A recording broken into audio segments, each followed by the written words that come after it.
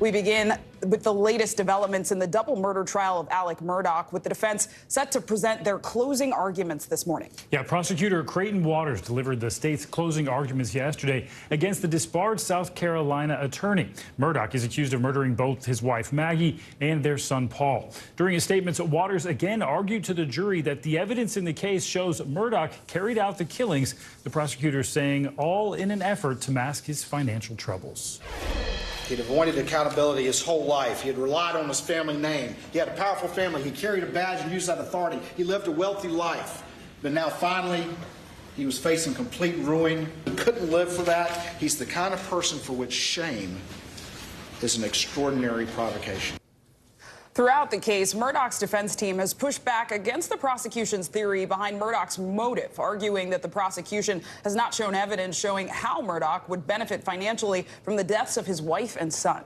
Yeah, this all comes as the jury got to do something that few of them get to. They toured the Murdaugh's family property where these killings happened. But first, let's go to NBC News correspondent Ellison Barber, who's live outside the courthouse in Walterboro, South Carolina, with more. Ellison, good morning.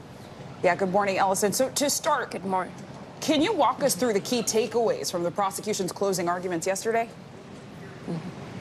Yeah, I mean, it was complicated. These were very long closing arguments. This has been a very long trial. But what you heard the prosecutor say a lot in his closing remarks was gathering storm. He described this gathering storm that he says was putting so much pressure on Alex Murdaugh that he felt his only way out, his only chance to buy some time to cover his tracks was by killing his family. And really, when they're talking about that gathering storm, they were breaking it down into three key motivating factors. They said, one, there was this history of financial crime, specifically one legal case that he had been working on within his firm, where people had started to notice that the legal fees he'd gotten, they were missing. His firm, his colleagues, they were asking questions. They were starting to investigate him. Then there was a boat crash in 2019 where his son Paul was accused of driving the boat that killed 19-year-old Mallory Beach, a boat that was owned by Alex Murdaugh. He was named as a defendant in a multi-million-dollar civil suit. The attorney in that case testified that once Alex Murdaugh's family was dead, that case against him was essentially over because he was too sympathetic of a defendant, and they had other more culpable defendants that they would have to go ahead with in that case. The third thing in that gathering storm, they say, was the fact that Alex Murdaugh's father was dying, someone he trusted, someone he was close with. They say all of that was just too much for Alex Murdaugh to bear,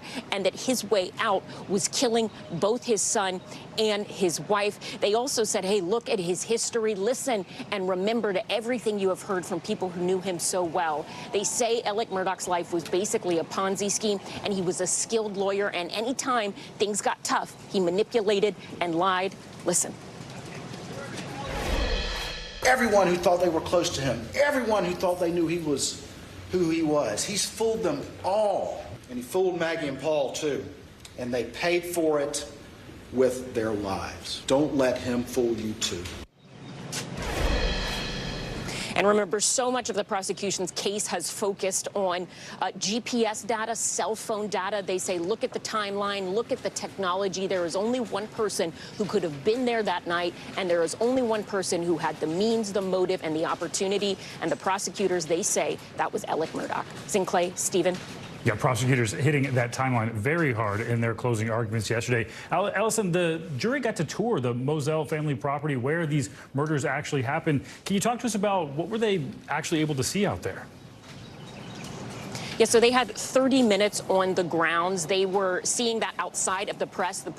The video that we have access to is because the press was able to see exactly what the jury saw after they saw it. They were able to see the outside of the main house, which is what we're looking at right here. They were also able to spend time where these murders occurred over at the kennels. We've heard a lot of talk from both the prosecution and the defense about the feed room, the size of that space where Paul Murdaugh's body was found in the doorway, and the distance between Paul Murdaugh and Maggie Murdaugh. The jury was able to walk through and see all of that.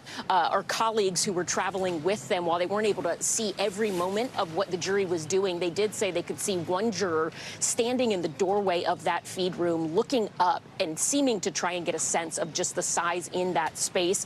There was a lot that you could see still kind of a little bit left over from what happened here. The big thing is there is like a stain on the cement where Paul Murdaugh was killed. Everything else has been cleared out. The state had made a big point of that beforehand, saying this crime scene has changed a lot, but the judge decided at the defense's request that it was worth the jury having the opportunity to physically see where all of this occurred.